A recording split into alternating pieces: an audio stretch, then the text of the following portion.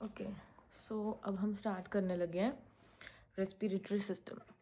मतलब बेसिकली अब हम इंटीग्रेटेड सिस्टम स्टार्ट करने लगे हैं, ठीक है, जिसमें हमारे पास 1 2 3 4 5 6 7 8 सिस्टम्स है ऑलमोस्ट, ठीक है, जिसमें से फर्स्ट इज़ रेस्पिरेटरी। अब हम एक सिस्टम में will try to cover everything like BTR सबसे पहले, physio, pharma, patho, peds, medicine. जो मेडिसिन तो चलो अलग से वैसे नहीं है, बट हाँ कुछ कुछ points we will cover.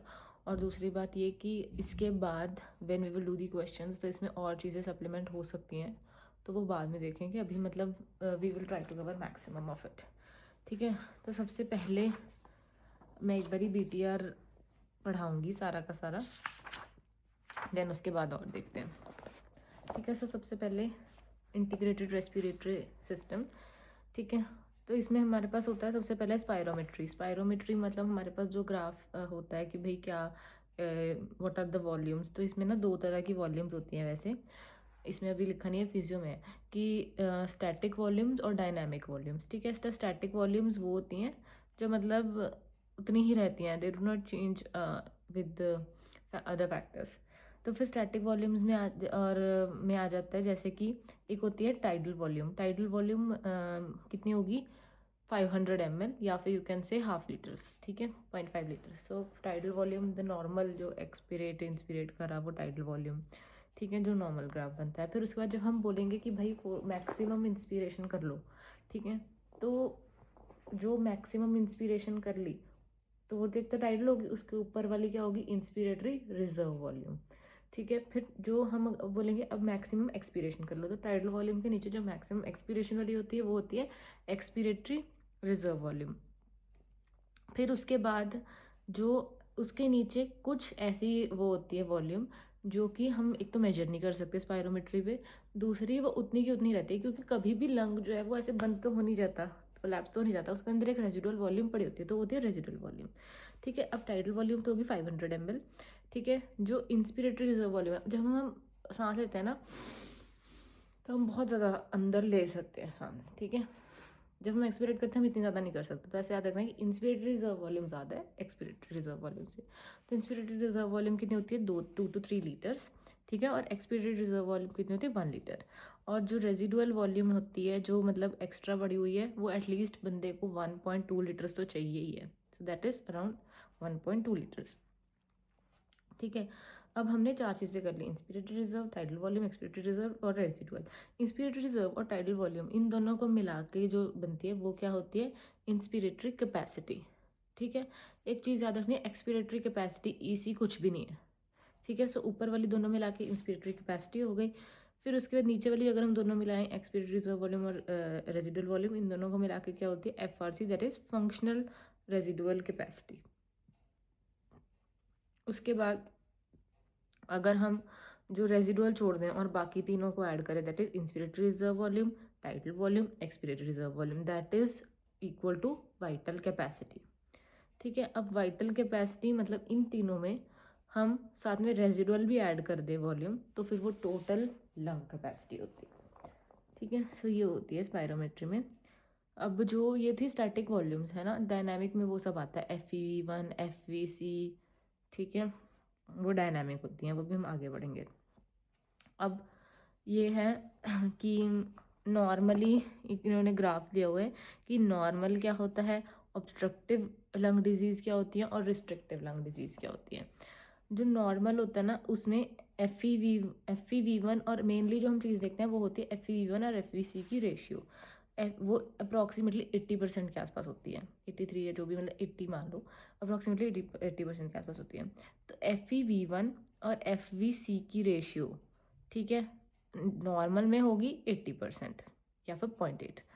Obstructive में क्या होएगा कि FEV1 और FVC की जो रेशियो है वो कम हो जाएगी, ठीक है। और रिस्ट्रिक्टिव में क्या होगा कि ओवरऑल वॉल्यूम्स कम हो रही हैं लेकिन उनकी रेशियो हम देखेंगे ना कि भाई ये कम हुई, नीचे वाले डिनोमिनेटर और कम हो गया, तो ओवरऑल रेशियो या तो हाई हो जाएगी या फिर दोनों थोड़ी थोड़ी कम होकर नॉर्मल हो जाएगी। तो मतलब नॉर्मल में इट्स 80%, ऑब्स्ट्रक्टिव में जो रेशियो है वो लो हो जाती है, रिस्ट्रिक्टिव में रेशियो या तो नॉर्मल रहती है या हाई होती है, तो ऐसे हम इसको डिफरेंशिएट कर सकते हैं।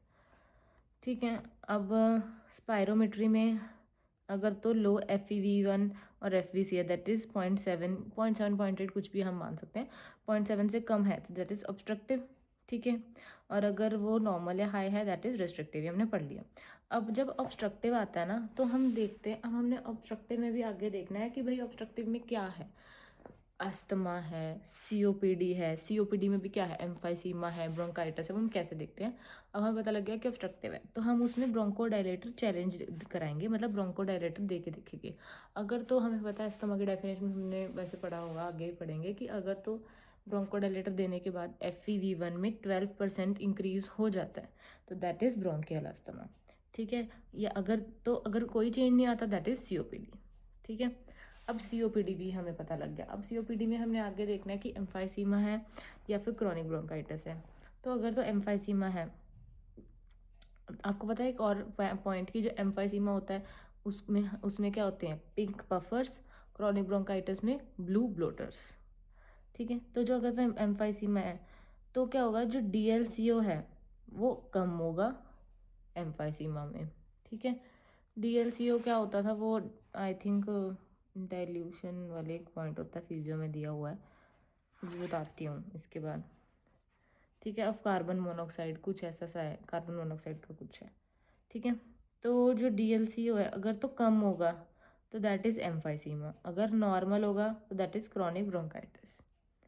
ठीक है, उसके बाद नॉर्मल और हाई FeV1 FVC रेशियो में हमें पता था रिस्ट्रिक्टिव है। रिस्ट्रिक्टिव में आगे क्या हो सकता है, या तो DLCO नॉर्मल हो सकता है या कम हो सकता है।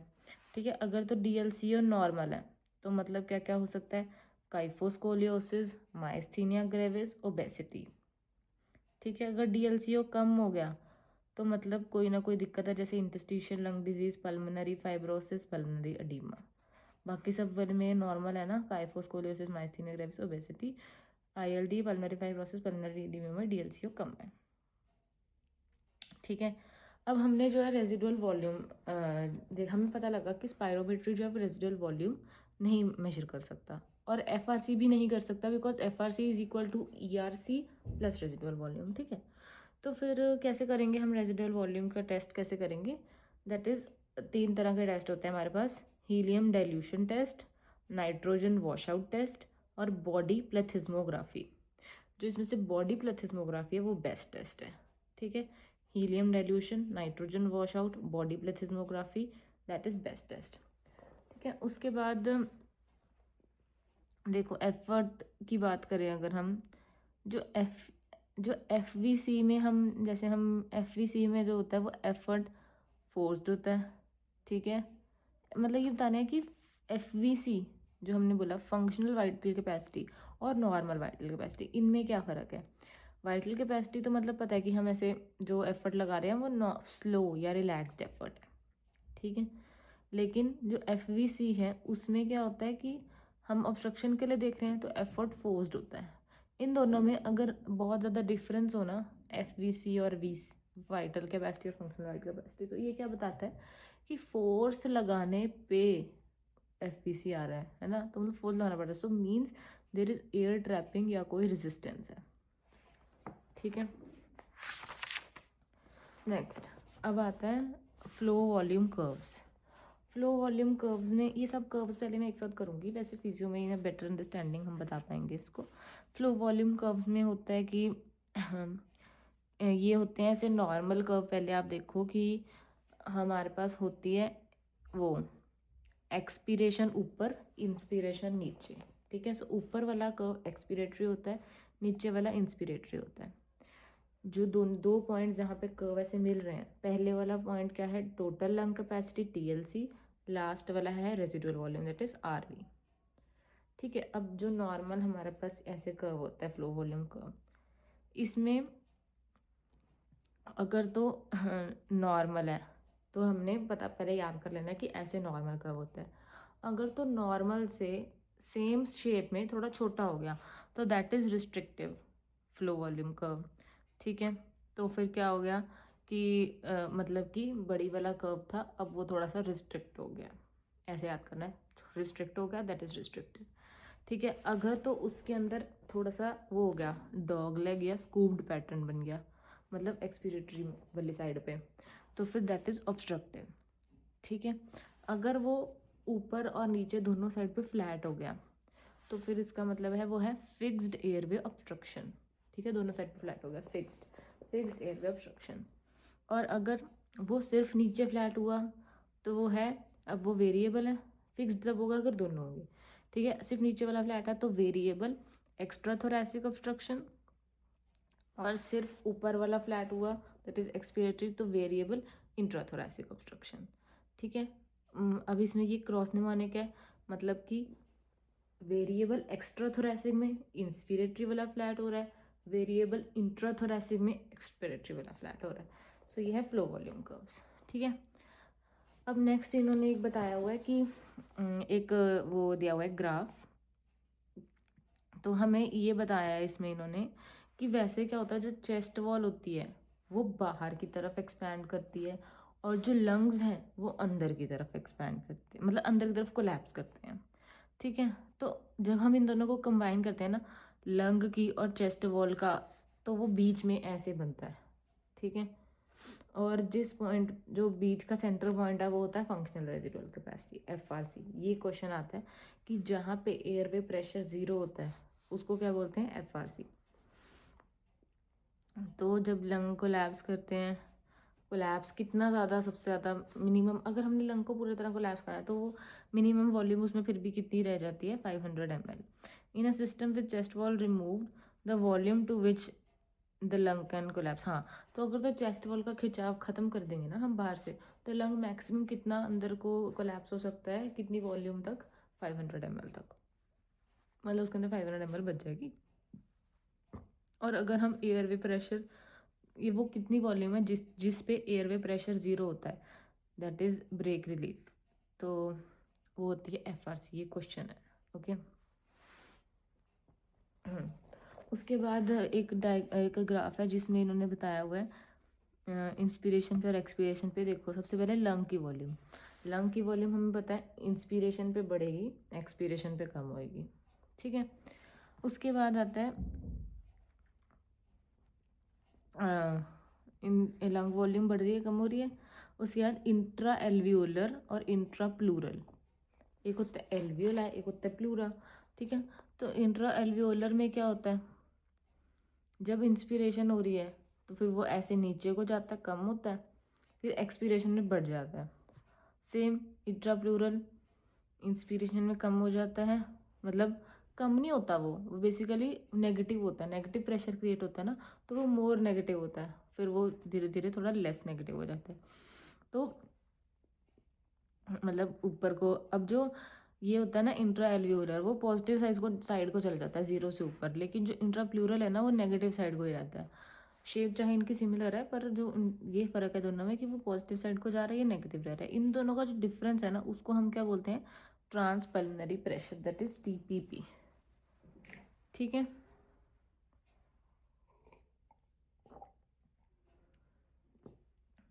Next is oxygen dissociation curve.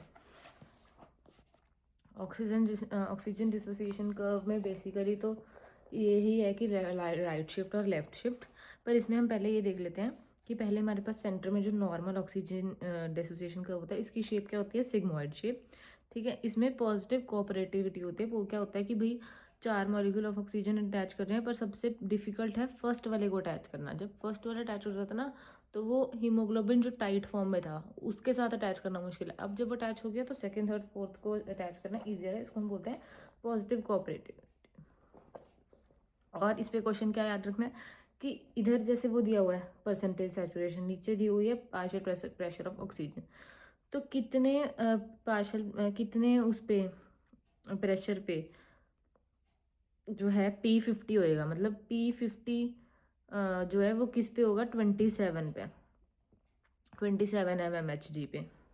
तो याद रखना है P50 की वैल्यू जो कॉरस्पॉन्ड करती है 27 mmHg को, that is PO2 eight which oxygen saturation is 50%, ठीक है। सो 27 mmHg क्या है, PO2 eight which oxygen saturation is 50%। और इसमें 2,3-DPG हम पढ़ेंगे। जो 2,3-DPG है वो किस सब यूनिट को बाइंड करता है, ये क्वेश्चन आया हुआ है, दैट इज बीटा ग्लोबिन, जो सब यूनिट है ऑफ दी हीमोग्लोबिन, ठीक है, बीटा वाली। अब हम देख लेते हैं कि इस ऑक्सीजन डिसोसिएशन कर्व में हो क्या रहा है।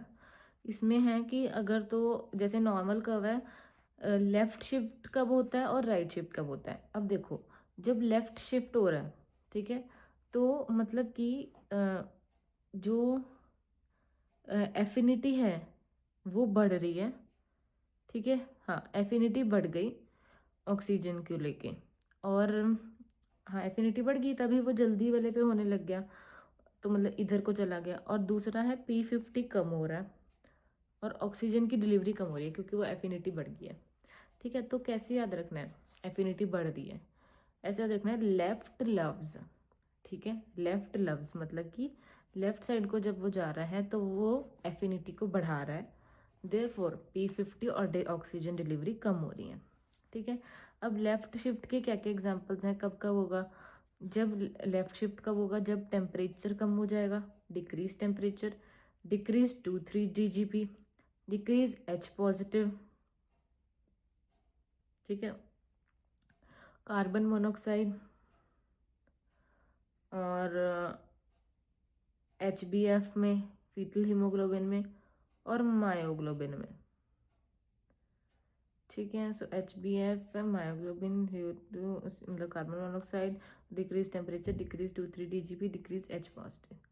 अब राइट वाला क्या होता है, राइट वाले में एफिनिटी कम हो जाती है, P50 बढ़ जाता है और डिलीवरी ऑक्सीजन की बढ़ जाती है, ठीक है। सो राइट रिपेल्स, ऐसे याद रखना कि एफिनिटी कम हो गई। राइट शिफ्ट कब होगा, जब टेम्परेचर, राइट शिफ्ट में क्या होगा, टेम्परेचर बढ़ जाएगा, जब इंक्रीज्ड 2,3-DGP होगा, इंक्रीज्ड H पॉजिटिव होगा, मतलब pH कम, ठीक है, H पॉजिटिव इंक्रीज होगा, pH कम होगा। सिमिलरली उस वाले में H पॉजिटिव डिक्रीज था, pH बढ़ जाएगा।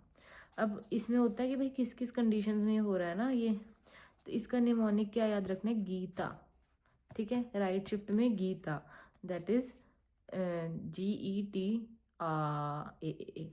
ठीक है। तो ग्रोथ हार्मोन, एक्सरसाइज, टी से क्या है, हाइपरथर्मिया, थायराइड, ए से है ऑल्टीट्यूड हाई हो गया अगर, जैसे है ना, एंड्रोजन्स है, अनीमिया, ये सब कॉजेज हैं राइट शिफ्ट के।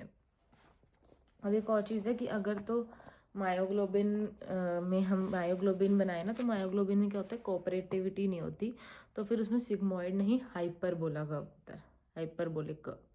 और कार्बन मोनोऑक्साइड में जो हमने शिफ्ट है वो तो लेफ्ट कर लिया, पर कौन से तरह का हाइपोक्सिया मतलब होता है, हाइपोक्सिया बेसिकली उसमें वो होता है एनीमिक अनोक्सिया, ठीक है, ये हो गया। इसके बाद आता है कि दो तरह के इफेक्ट आते हैं, एक होता है हेल्डेन इफेक्ट, एक होता है बोहर इफेक्ट, ठीक है। तो बोहर इफेक्ट क्या होता है कि partial pressure of carbon dioxide increases, reduced affinity of oxygen. ये बोहर इफेक्ट है ना, मतलब बेसिकली उसमें होता है एफिनिटी रिड्यूसेस, हाँ अब एफिनिटी कम हो रही है, राइट रिपेल्स, तो बोहर इफेक्ट राइट शिफ्ट जो है वो दिखा रहा है हमें, राइट शिफ्ट रिप्रेजेंट कर रहा है। लो pH होगा राइट शिफ्ट में, है ना, और पार्शियल CO2 बड़ा होगा, हाई होगा। पर ये होता कहाँ है बोहर इफेक्ट, कि भाई हमने टिश्यूज़ में जब ऑक्सीजन देना है ना, तब होता है कि भाई जब कार्बन डाइऑक्साइड हमें वहाँ से ज़्यादा मिल रही है, ऑक्सीजन ले लो तुम, ये वहाँ होता है। और हेल्डेन इफेक्ट क्या होता है, ये लंग्स में होता है, लंग्स में हमें क्या चाहिए, ऑक्सीजन ज़्यादा इकट्ठी करनी है, so increase oxygen saturation increases, और कार्बन डाइऑक्साइड की जो है वो डिलीवरी हो जाती है, डिलीवरी इंक्रीज, ऑक्सीजन की सेचुरेशन बढ़ती है, binding of oxygen with haemoglobin tends to displace carbon dioxide from the blood, ठीक है। तो ये होता है, तो ये हमें बता रहे हैं एक और ग्राफ में कि भी ऐसे करके कार्बन डाइऑक्साइड एक्सचेंज होती है, ठीक है। आर्टीरियल और वीनस पॉइंट्स दिखाए हुए हैं इसमें, हेल्डेन इफेक्ट बता रहे हैं लंग्स के अंदर, छोड़ो इसको। अब नेक्स्ट एक और ग्राफ है जिसमें एल्वियोलर वेंटिलेशन, एल्वियोलर PCO2 में कुछ दिखा रहे हैं। अच्छा ये बता रहे हैं कि जो 37 mmHg है, ये यहाँ पे वेंटिलेशन स्टॉप हो जाती है 37 mm Hg of PCO2 sorry, ये होता है एपनिया पॉइंट। ठीक है, अब देखो कीमो रिसेप्टर्स दो तरह के होते हैं, पेरिफेरल और सेंट्रल। ठीक है, पेरिफेरल कौन से होते हैं, वो ये एओर्टिक और कैरोटिड बॉडीज। सेंट्रल होते हैं, हमें पता है वो उसमें होते हैं मेडुला, अब वो आई थिंक 4th वेंट्रिकल के फ्लोर मेडुला के पास।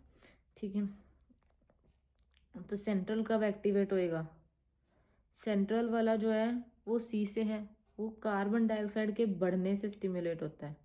ठीक है, सी से सेंट्रल, सी से कार्बन डाइऑक्साइड, दैट इज हाइपरकेपनिया और एसिडोसिस पीएच के कम होने से। लेकिन जो पेरिफेरल है वो किससे स्टिमुलेट होएगा, वो होएगा ऑक्सीजन के कम होने से, दैट इज हाइपोक्सिया। ठीक है, देयरफॉर हाइपर कैपनिया और एसिडोसिस बाद में आता है, मेनली हाइपोक्सिया हो गया। Apnoea point changes, apnoea point जो मैंने तेरे को बताया 37 mg, that changes when the pH of the blood changes. ठीक है, ये जो मैंने अपनी पॉइंट बताया ये है उस पे जो pH 7.4 अराउंड 7.3 7.4 है। नेक्स्ट क्या है, types of breathing. Types of breathing, एक होता है हमारे पास नॉर्मल ब्रीदिंग। ठीक है, फिर उसके बाद ब्रीदिंग पैटर्न्स हैं बेसिकली। उसके बाद एक हो गया कि अगर तो हाइपर एपनिया है, फिर उसके बाद सडनली एब्रप्टली एपनिया हो गया, फिर से हाइपर एपनिया हो गया, तो हम इसको क्या बोलते हैं, बियॉट्स टाइप ऑफ ब्रीदिंग, बियॉट्स या बायोट्स जो भी बोलना है। ठीक है, ये बी से है, ये किस में होता है, ब्रेन की पैथोलॉजी मतलब अटैक्सिक। ठीक है, उसके बाद एक आ गया कि अगर पहले हो रहा है क्रिसेंडो डिक्रिसेंडो पैटर्न हो रहा है। ठीक है, कि एकदम से हाइपर एपनिया, हाइपो एपनिया, और एकदम से फिर ग्रेजुअली मतलब एपनिया, फिर हाइपर हाइपो, ऐसे जब ऐसे क्रिसेंडो डिक्रिसेंडो पैटर्न आएगा उसको हम बोलते हैं काइनस्टोक्स, दैट इज इन सी से काइनस्टोक्स, सी से क्रिसेंडो डिक्रिसेंडो, और ये किस में होता है, सीवीएस अरेस्ट में, दैट इज सेंट्रल, ये central sleep apnoea, CVS arrest होता है जब। ठीक है, उसके बाद एक और है that is deep rapid breathing, जिसमें दिखती है, दैट इज़ कुस्मॉल्स ब्रीदिंग। ये किस में होता है हमें पता है, diabetic ketoacidosis, that is high anion gap metabolic acidosis, HAGMA. फिर उसके बाद इसके कॉजेज क्या होते हैं, ये ना कुस्मॉल के निमोनिक से ही हो जाते हैं थोड़े बहुत हैं। अब देख लो, यू से कुस्मॉल्स में, यू से क्या है, यूरीमिया, एस से सेप्सिस, एस से सैलिसिलेट्स हैं। अगर यू से, फिर से यू से क्या आ रहा है, यू से फिर से तो कुछ नहीं है, एम से है मीथेनॉल, ए से एल्डिहाइड, एल से लैक्टिक एसिडोसिस, तो ये थोड़े से हैं इसके। चलो नेक्स्ट आता है जो सरफेक्टेंट है, हमें पता है वो कंप्लायंस को बढ़ाता है। ठीक है, सरफेस टेंशन को कम करता है। कंप्लायंस क्या होता है, delta we by delta P. ठीक है, change in volume one, change in pressure, कि कितने प्रेशर के साथ कितने आराम से उसकी वॉल्यूम बदल रही है। ठीक है, अब हमने याद रखना है कि कंप्लायंस बढ़ कब जाती है किस डिजीज़ में, और कम किस में हो जाती है। कम तो बहुत ईजी है, देखो जब फाइब्रोसिस हो जाएगा, ठीक है, मतलब बेसिकली थिकनिंग होगी, अब वो इतना इलास्टिक नहीं रहा है ना, कंप्लायंट कितना ही होगा वो, तो फाइब्रोसिस में कंप्लायंस कम हो जाएगी। ठीक है, और एल्डरली में, ठीक है, एम्फाइसीमा में, इनमें कंप्लायंस बढ़ जाएगी। ई से एल्डरली, ई से एम्फाइसीमा, इनमें कंप्लायंस बढ़ जाएगी। तो ये compliance delta we by delta P होता है ना, तो ये वॉल्यूम प्रेशर वाला ग्राफ है। ठीक है, तो फिर ये हमें ऐसे अलग से भी ग्राफ दिखा हुआ कि एक नॉर्मल होती है कंप्लायंस, ऊपर एम्फाइसीमा में जिसपे कंप्लायंस बढ़ी हुई है, और नीचे फाइब्रोसिस में जिसमें कंप्लायंस कम हुई हुई है। ठीक है, नेक्स्ट एक आता है सरफेक्टेंट हिस्टेरेसिस। ये क्या होता है कि भाई एक्सपीरेशन के टाइम और इंस्पिरेशन के टाइम कंप्लायंस में डिफरेंस होता है, जिसको हम बोलते हैं हिस्टेरेसिस। एक्सपीरेशन इसमें ऊपर है ग्राफ में, इंस्पिरेशन नीचे है, मतलब एक्सपीरेशन में कंप्लायंस ज़्यादा है। ये एक इंपॉर्टेंट पॉइंट है। ठीक है, फिर उसके बाद नेक्स्ट ग्राफ क्या है, बस ये थोड़े ही रह गए हैं बेसिकली। नेक्स्ट ग्राफ है कि रेजिस्टेंस दिखा रहे हैं। चलो ये मतलब बेसिकली अब वो बता रहे हैं कि जो मैक्सिमम एयरवे जब हमारे अंदर जा रहा है, मैक्सिमम रेजिस्टेंस किस लेवल पे होती है, मीडियम साइज ब्रोंकाई पे लेवल पे, that is 3rd to 5th generation. ये हमारे पास पूरी काउंटिंग होती है जनरेशन 23 तक, इसमें 3rd to 5th में भी मैक्सिमम रेजिस्टेंस होती है, और वहाँ पे क्या होते हैं, मीडियम साइज ब्रोंकाई। अब हम पता है क्या क्या होता है जनरेशन्स में, जैसे ट्रेकिया, फिर ब्रोंकस हो गया, ब्रोंक्योल आ गया, फिर टर्मिनल ब्रोंक्योल आ गया, फिर उसके बाद रेस्पिरेटरी ब्रोंक्योल होता है, एल्वियोलर आई थिंक डक्ट होता है, सैक होता है, ऐसे ऐसे मतलब होता है ना आगे।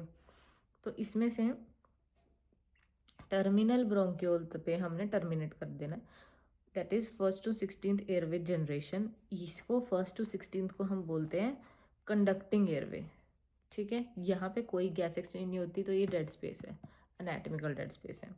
17 से लेकर 23 तक जो है वो रेस्पिरेटरी एयरवे है, इसमें हमारे पास respiratory bronchiole, alveolar duct, alveolar sac, ये सब होता है। और इन जनरेशन्स के मॉडल को हम बोलते हैं वीबल मॉडल ऑफ एयरवे, ठीक है। जो ट्रेकिया है इसमें वो होती है जनरेशन 0। उसके बाद एक इन्होंने वो परफ्यूजन के लंग के अंदर बताए हैं, जोन्स 3 होते हैं, 1 2 3, ठीक है। तो परफ्यूजन, वेंटिलेशन, परफ्यूजन, मैचिंग वगैरह बताइए। इसमें क्या होता है कि जो मतलब वेंटिलेशन परफ्यूजन का रेशियो हम देखेंगे, ठीक है। अब ऐसे याद रखना है कि हमने ना इसमें 3 तरह के वो लेने हैं कि परफ्यूजन जो है वो एल्वियोलाई में कितनी है, आर्टेरियोल में कितनी है, और वेन्यूल में कितनी है, ठीक है। तो हमने ना, हमें ये थोड़ा याद करना मुश्किल है कि भाई जो तीनों का ऑर्डर होता है। अब ऐसे याद रखना है, कैपिटल ए मतलब एल्वियोलाई में परफ्यूजन, ठीक है। अब वो एल्वियोलाई में परफ्यूजन जो है वो सबसे ज़्यादा होएगी जोन 1 में, फिर हम उसको सेकंड नंबर पे रख देंगे जोन 2 में, फिर हम उसको थर्ड नंबर पे रख देंगे जोन 3 में। बाकी स्मॉल ए और कैपिटल वी जो है वो उनको ए वी करके चलाना है। तो फर्स्ट में हो गया capital A small A V, second में हो गया small A capital A V, third में हो गया स्मॉल ए वी और कैपिटल ए, ठीक है। ये इसको ऐसे याद रख लो, लॉजिक तो मुझे खास समझ में आया नहीं था। अब जोन 1 में ऊपर, एक तो ऊपर वेंटिलेशन कोई जा नहीं रही, ग्रेविटी है होती है ना उसमें ज़्यादा ब्लड जा रहा है, परफ्यूजन भी कम होती है, वेंटिलेशन भी कम है, परफ्यूजन तो और भी कम है, तो इसलिए जो इनकी रेशियो होती है वो ऊपर सबसे ज़्यादा होती है, ठीक है। तो वेंटिलेशन परफ्यूजन रेशियो जो है वो मैक्सिमम है ऊपर। और जोन 2 में क्या होता है कि वेंटिलेशन और परफ्यूजन ठीक ठाक है, दोनों की रेशियो ऑलमोस्ट इक्वल टू 1, मतलब नॉर्मल सी है। नीचे वेंटिलेशन भी ज़्यादा है, ठीक है, लेकिन परफ्यूजन तो और भी ज़्यादा, ब्लड तो भर के आ रहा है वहाँ पे, तो फिर वहाँ पे वेंटिलेशन परफ्यूजन रेशियो कम हो जाती है, ठीक है, रेशियो तो कम हो जाएगी। अब जो एपेक्स पे, इसमें क्या है कि एपेक्स पे वेंटिलेशन परफ्यूजन जो है रेशियो वो मैक्सिमम है, ठीक है। यहाँ पे ऑक्सीजन तो वेली पड़ी हुई है, तो यहाँ पे टीबी बेसिलस आराम से फ्लोरिश करता है, तो टीबी इसलिए एपेक्स ऑफ द लंग में होता है, ठीक है। और वेंटिलेशन परफ्यूजन मैचिंग जो एक्सरसाइज और सुपाइन में लिखा हुआ है, पता नहीं इसमें करते होंगे। और लंग जोन्स बताए हुए हैं 1 2 3, ठीक है। परफ्यूजन इज एपेक्स पे बता दिया मैंने, सब पे बता दिया, ठीक है, ये हो गया। नेक्स्ट क्या है, जो इसमें ये बात क्या रखनी है कि जो जोन 2 है उसको हम स्लोएस या फिर वाटरफॉल इफेक्ट बोलते हैं, क्योंकि उसमें वेंटिलेशन परफ्यूजन रेशियो 1 होगी, तो स्लोएस या वाटरफॉल की तरह जा रहा हूँ, ठीक है, स्लोएस या वाटरफॉल इफेक्ट। और जोन 3 में जो है उसमें एक्सरसाइज होती है, एक्सरसाइज के टाइम पे जोन 3 काम आ रहा है। जोन 1 के बारे में मैंने कुछ नहीं बताया, हाँ टीबी बैचलर्स बताया था। एक और पॉइंट सुन लो कि जोन 1 में पीपीवी या फिर हाइपोवोलीमिया की अगर हम बात करें वो जोन 1 में होता है। सो पीपीवी और हाइपोवोलीमिया जोन 1, जोन 2 इज स्लोएस और वाटरफॉल इफेक्ट, जोन 3 एक्सरसाइज। एक ना कभी कभी जोन 4 भी बोल देते हैं। जोन 4 क्या होता है, उसमें वो होता है आर्टेरियोल का, फिर उसके बाद इंटरस्टिशियल प्रेशर लेते हैं एक ए, फिर इंटरस्टिशियल प्रेशर, फिर वी, इसमें एल्वियोलर नहीं लेते, ठीक है, इंटरस्टिशियम का लेते हैं। तो जोन 4 में क्या होता है, interstitial pressure increases if by chance अगर क्वेश्चन आ जाए, ठीक है। नेक्स्ट अब इन्होंने एक वेंटिलेशन परफ्यूजन का एक ग्राफ बताया हुआ है पॉइंट्स के हिसाब से कि देखो नॉर्मल वेंटिलेशन परफ्यूजन में बताया था अराउंड 1 होता है ना। इसको तुम एग्जैक्ट अगर जानना चाहो तो वेंटिलेशन परफ्यूजन रेशियो नॉर्मली 0.9 होती है, ठीक है। अब इसमें ऊपर हमारे पास 4 पॉइंट जिन्होंने बताए हैं। एक तो बिल्कुल जिस पे जब वेंटिलेशन परफ्यूजन 0 है, फिर बी पॉइंट जिसमें वेंटिलेशन परफ्यूजन 0.4 है, फिर नॉर्मल वाला आ गया, फिर सी पॉइंट जिसमें वेंटिलेशन परफ्यूजन 2.2 होगी, और एक डी पॉइंट जिसमें वेंटिलेशन परफ्यूजन इनफाइनाइट है, ठीक है। अब देखो ए पॉइंट जहाँ पे वेंटिलेशन परफ्यूजन जो है रेशियो वो 0 है, वो 0 कब होगी जब वेंटिलेशन 0 होगी। वेंटिलेशन 0 कब होगी जब एल्वियोलस जो है इट इज़ फिल्ड विद पस और फ्लूइड, फिजियोलॉजिकल शंटिंग मतलब डजंट इम्प्रूव विद ऑक्सीजन, कोई वेंटिलेशन है ही नहीं। ऑक्सीजन कैसे मिलेगी अगर फ्लूइड ही भरा हुआ है, जैसे कि अगर तो कोलैप्स ही हो गया, ठीक है। सेकंड, या फिर निमोनिया है, अंदर फ्लूइड है, या फिर पल्मनरी एडिमा है, तो इस केस में ये कर्व तो उधर आएगा 0 वाले पॉइंट पे, ठीक है। फिर एट बी पे क्या है कि वेंटिलेशन कम हो गई है, ठीक है, तो इसलिए वेंटिलेशन परफ्यूजन लेस देन 1 है। तो ये कब होता है वेंटिलेशन कम कब हो जाती है, सीओपीडी और ब्रोंकियल अस्थमा में, ठीक है। और सी पॉइंट तो हमें पता है नहीं, फिर उसके बाद एक नॉर्मल था, फिर सी पॉइंट आ गया कि वेंटिलेशन परफ्यूजन जो रेशियो है वो बढ़ गई, 1 से ज़्यादा है। तो ये किस में होता है, पीएच में, ठीक है, और शॉक में। पीएच और शॉक में that is pulmonary arterial hypertension जो भी है, और शॉक में वेंटिलेशन परफ्यूजन जो है 1 से बढ़ जाती है, याद रख लेना। क्योंकि वी क्यू मोर देन 1 कब होगा जब क्यू कम हो जाएगा। परफ्यूजन कम कब हो जाएगी अगर तो हाइपरटेंशन है, ठीक है, पल्मोनरी आर्टेरियल हाइपरटेंशन है या फिर शॉक है। डी पॉइंट पे क्या है कि ये रेशियो इनफाइनाइट होगी। रेशियो इनफाइनाइट का मतलब क्या है कि नीचे वाले जो चीज़ है वो 0 होगी, दैट इज वेंटिलेशन परफ्यूजन 0 होगी। परफ्यूजन 0 कब होएगी जब कोई वहाँ पे ब्लड जा ही नहीं रहा, कंप्लीट ब्लॉकेज ऑफ फ्लो, मतलब कोई परफ्यूजन है ही नहीं, जैसे कि पल्मोनरी एम्बोलिज्म। एक तो हाँ एम्बुलाई बन गया, अब कोई ब्लड नहीं जा रहा, या फिर फिजियोलॉजिकल डेड स्पेस में भी तो यही है जो कंडक्टिंग पाथवे था हमारा, वहाँ पे कौन सा कोई ब्लड जा रहा है, तो वहाँ पे भी वेंटिलेशन परफ्यूजन रेशियो कोई निकाल लेगा तो 0 ही निकलेगी ना। तो ये नेक्स्ट हाइपोक्सिया के बारे में इन्होंने बताया हुआ है कि नॉर्मल ग्रेडियंट, नॉर्मल एल्वियोलर और आर्टेरियोल का ग्रेडियंट होता है इंक्रीज एल्वियोलर आर्टेरियोलर ग्रेडियंट।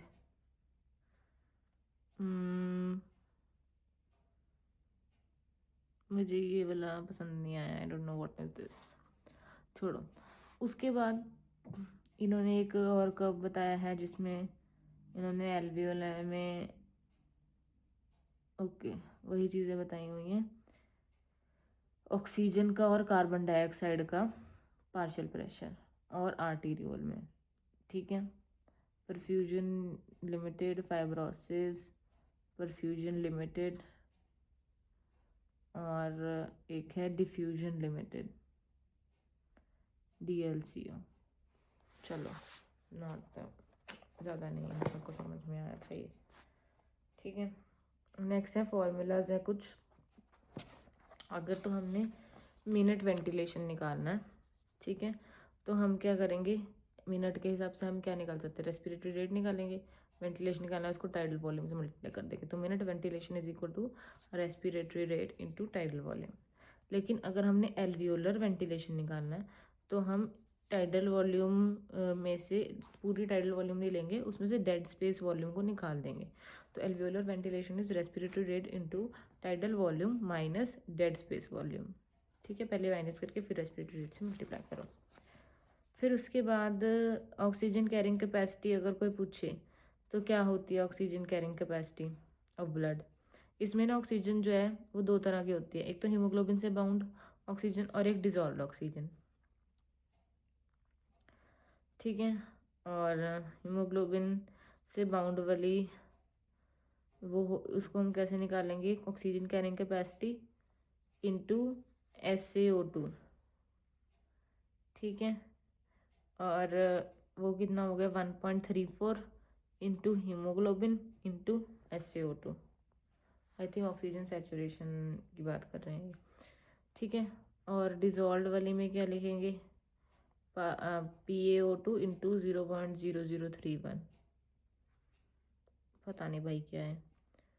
ठीक है, थोड़ा बहुत ऐसा समझ लेना इसको। और अब नेक्स्ट क्या है, इन्होंने बताया हुआ कार्बन मोनोऑक्साइड पॉइजनिंग में और मेथियोग्लोबिन में क्या होता है। इसमें कार्बन मोनोऑक्साइड पॉइजनिंग और मेथियोग्लोबिन में क्या होता है कि हीमोग्लोबिन तो उतना का उतना ही है, लेकिन अब सैचुरेशन ऑक्सीजन की कम हो जाएगी। ठीक है, PaO2 उतना ही नॉर्मल है, तो बस अब क्योंकि सैचुरेशन कम होगी, वो बाइंड नहीं कर पा रहा, टोटल ऑक्सीजन कंटेंट कम हो गया। तो फिर इसको हम तो ये क्या होगा, इसमें मेथियोग्लोबिन में Fe3+ होता है। ठीक है, डेप्सॉन, प्राइलोकेन, एम्ला, बेंजोकेन, नाइट्राइट्स और NO। ये कब बनता है मेथियोग्लोबिन, मेरे को लगता है ये बता रहे हैं ये, डेप्सॉन, प्राइलोकेन, एम्ला, बेंजोकेन, नाइट्राइट्स या फिर NO, नाइट्रिक ऑक्साइड। उसके बाद अनीमिया में क्या होता है, हीमोग्लोबिन कम हो जाता है। अब सैचुरेशन तो सही है ऑक्सीजन की, पार्शियल अपना आर्टीरियल जो भी है ऑक्सीजन सही है, लेकिन टोटल ऑक्सीजन कंटेंट कम हो जाएगा क्योंकि हीमोग्लोबिन ही कम है। तो इसको हम क्या बोलेंगे, अनीमिक एनॉक्सिया। ठीक है, अब पॉलीसाइथीमिया में क्या होगा कि हीमोग्लोबिन कंटेंट बढ़ गया। ठीक है, सैचुरेशन उतनी है, पार्शियल प्रेशर जो भी ऑक्सीजन का अल्वियोलर जो भी है वो उतना ही है, सॉरी आर्टीरियोलर उतना ही है, तो टोटल ऑक्सीजन कंटेंट बढ़ जाएगा क्योंकि हीमोग्लोबिन बढ़ गया। साइनाइड टॉक्सिसिटी में क्या होता है कि साइनाइड टॉक्सिसिटी में वो यूज़ नहीं कर पा रहा, यूटिलाइज नहीं कर पा रहा ऑक्सीजन को। आई थिंक साइटोक्रोम ऑक्सीडेज में दिक्कत होती है।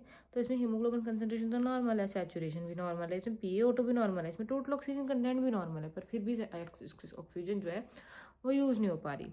तो फिर इसको क्या बोलते हैं हम, हिस्टोटॉक्सिक अनीमिया। अब नेक्स्ट आ गया रेस्पिरेटरी रेगुलेशन। वैसे तो ये रेस्पिरेटरी रेगुलेशन ना मैं उसमें फिजियो में बेटर समझा पाऊंगी। एक बार यहाँ पे थोड़ा सा बता देती हूँ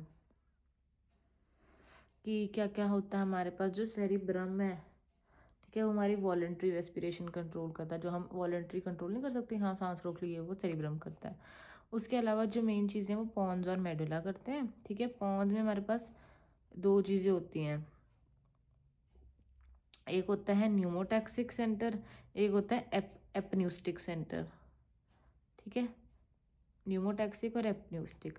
ऊपर होता है न्यूमोटॉक्सिक, क्योंकि पॉन्स पी से है तो ऊपर पी वाला होगा न्यूमोटैक्सिक। ये जो है एपन्यूस्टिक सेंटर को इनहिबिट करता है। ठीक है, और जो वेगस है वो भी एपन्यूस्टिक सेंटर को इनहिबिट करती है, 10th। तो निमोनिक क्या है, P10, मतलब कि P से न्यूमोटैक्सिक और वेगस 10th, ये दोनों एपन्यूस्टिक को इनहिबिट करते हैं। ठीक है, उसके बाद ये जो हमारे पास मेडुला में तीन चीज़ें होती हैं, एक होता है ऊपर, एक होता है वो क्या कहते हैं, प्री बॉडजिंगर कॉम्प्लेक्स। जो प्री बॉडजिंगर कॉम्प्लेक्स है वो पेसमेकर होता है, वो शुरुआत करता है, इनिशिएट करता है रेस्पिरेशन को। और दो हमारे पास चीज़ें क्या होती हैं, DRG और VRG। ठीक है, डॉर्सल रेस्पिरेटरी कुछ पता नहीं क्या और वेंट्रल। ठीक है, जो DRG है वो रिफ्लेक्स इंस्पिरेशन कराता है। ठीक है, और जो VRG है वो फोर्सफुल इंस्पिरेशन सेंटर होता है। सो DRG क्या है, रिफ्लेक्स इंस्पिरेशन सेंटर, VRG क्या है, फोर्सफुल इंस्पिरेशन सेंटर। ये हो गया मेडुला ऑब्लोंगेटा में। अब जब ये देखो, अगर हम ना कट करते हैं और अपने ट्रांजैक्शन पढ़नी है किस किस लेवल पे, एक तो अबव पॉन्स हो सकती है, एक मिड पॉन्स हो सकती है, एक पॉन्स और मेडुला के जंक्शन भी हो सकती है, और एक बिलो मेडुला। अगर तो देखो बिलो मेडुला है, ठीक है, सब कुछ ऊपर कट हो गया, तो मतलब अब ब्रीदिंग सीज होगी। ये नहीं हमने समझना कि भाई ऊपर कट हो के नीचे का सारा चला गया, ऊपर का चल रहा है, नीचे कट हो गया, तो फिर नीचे ब्रीदिंग सीज हो जाएगी, डेथ हो जाएगी। टॉप पे ए पे अगर तो पॉन्स पे कट हो जाए तो फिर मतलब नीचे वाला सारा इंटैक्ट पड़ा है। हमने ये देखना है ऊपर कि भाई वे वो है, ऊपर अगर है मतलब कट हो गया, नीचे सारा का सारा इंटैक्ट पड़ा है, तो मतलब वो तो सही होगी हमारे पास रेस्पिरेशन। पर फिर सेरिब्रम से कट हो गया ना, तो हमने ये देखना है कि अगर तो वेगस इंटैक्ट है, ठीक है, तो वॉलेंट्री कंट्रोल लॉस्ट हो जाएगा। ठीक है, क्योंकि अब वो आई थिंक इनहिबिट नहीं कर पाएगा, कुछ ऐसा है। तो वेगस इन तुम ये सोचोगे कि भाई वेगस कट गया तो मतलब दिक्कत है, लेकिन नहीं, अगर ऊपर लीजन होगी और वेगस इंटैक्ट है तो वॉलंटरी कंट्रोल लॉस्ट हो जाएगा। ठीक है, अगर वेगस कट हो गई तो फिर कुछ नहीं होगा, सिर्फ डेप्थ ऑफ इंस्पिरेशन बढ़ जाएगी। उसके बाद मिड पॉन्स में अगर कट हो गया तो बस वो निमोटैक्सिक जैप न्यूस्टिक को इनहिबिट नहीं कर पा रहा। तो अब क्या होगा कि अगर तो इंटैक्ट है वेगस तो वेगस वो वाला काम कर देगी, इट्स ओके, क्योंकि वो दोनों सेम काम कर रहे हैं ना, पी और टेन। अब पी टेन अगर इंटैक्ट है तो वो वाला काम कर देगी, तो बस इंक्रीज डेप्थ ऑफ रेस्पिरेशन। लेकिन अगर वेगस कट हो गई तो अब एपन्यूस्टिक या इंस्पिरेटरी स्पाज्म हो जाएगा। ठीक है, अगर पॉन्स और मेडुला के जंक्शन पे कट हो गया तो फिर अभी बीच में ये रेगुलेशन कर रहे थे तो वो नहीं हो पाएगा, इरेगुलर ब्रीदिंग होगी। और मेडुला के नीचे तो बता ही दिया था मैंने आपको कि ब्रीदिंग ही खत्म हो जाएगी।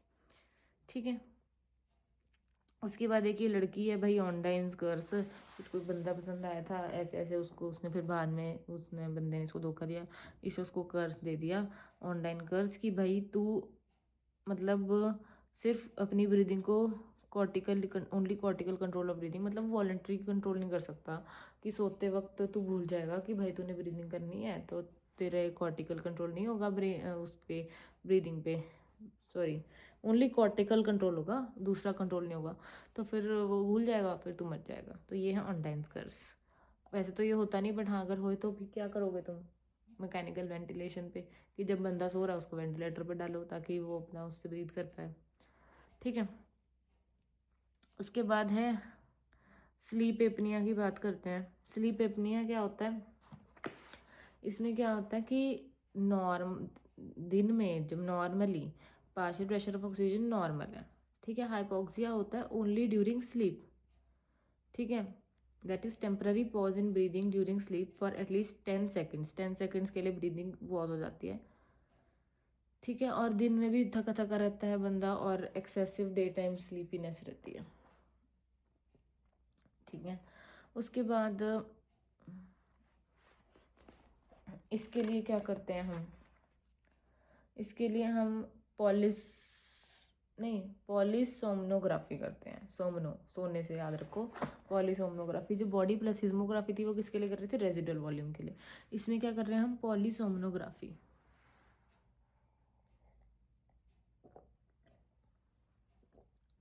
इसके ना कई सारे कंपोनेंट्स होते हैं। इसमें हम बंदे के क्या क्या चेक करते हैं, हम आई मूवमेंट चेक करते हैं, पल्स ऑक्सीमीट्री चेक करते हैं, ईईजी कराते हैं, एयर फ्लो चेक करते हैं, एफर्ट देखते हैं रिब केज का कितना है, एब्डोमेन का एफर्ट कितना है, तो ये सब चेक कराते हैं। ईसीजी भी देखते हैं। ठीक है, तो इस पे क्वेश्चन आता है कि भाई, क्वेश्चन आया था कि इसमें क्या नहीं चेक कराते, तो वो उस हिसाब से मार्क करना होता है। ये वाले कंपोनेंट्स तो होते हैं जो मैंने बता दिए आपको। ठीक है, कार्डिनल सिम्टम क्या होता है स्लीप एपनिया का, कि भाई स्नोरिंग करेगा बंदा, है ना, क्योंकि उसको सोते वक्त एपनिया हो रहा है।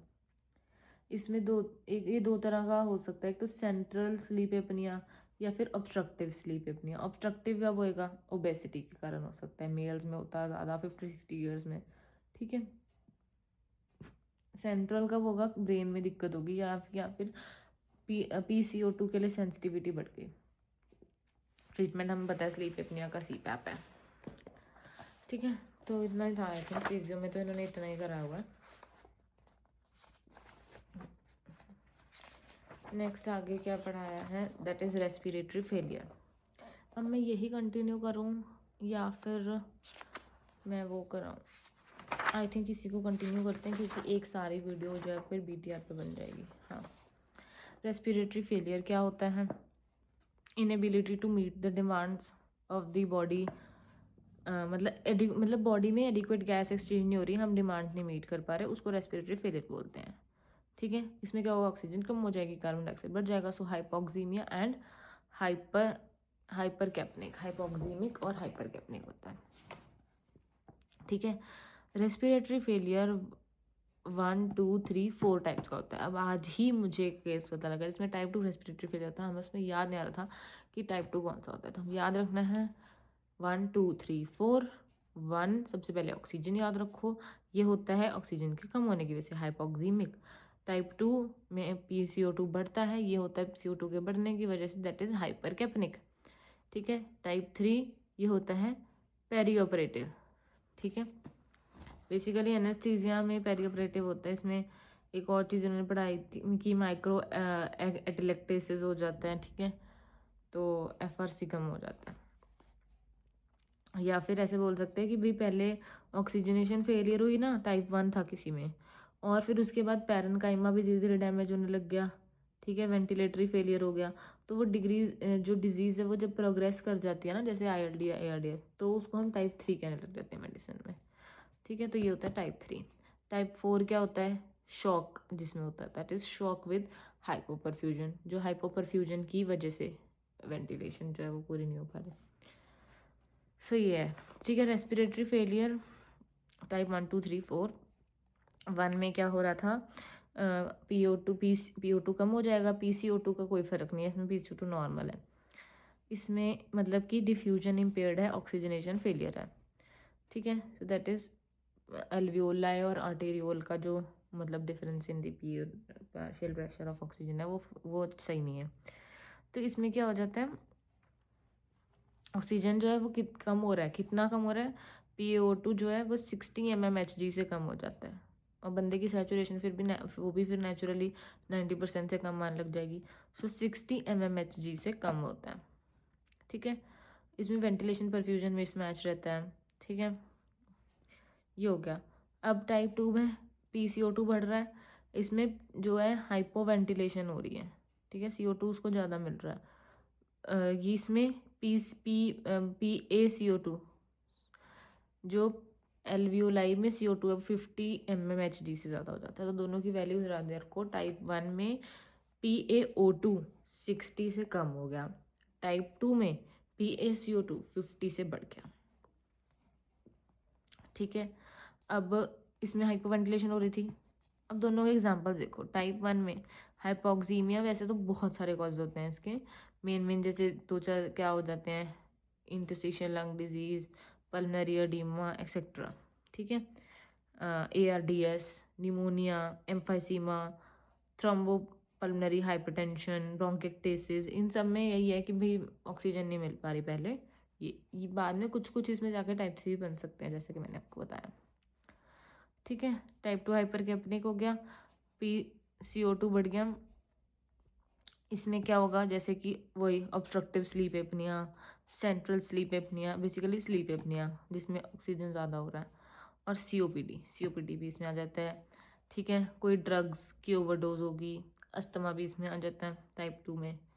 सेंट्रल कोई ब्रेन कॉज है तो वो भी इसमें आ जाता है। ठीक है। उसके बाद इन्होंने 2 फोटोज़ दिखाई हैं। एक है usual interstitial pneumonitis, that is UIP, also known as idiopathic interstitial fibrosis, IPF। इसमें हनी कुम्बिंग पैटर्न दिखता है, पर ये है क्या पता नहीं।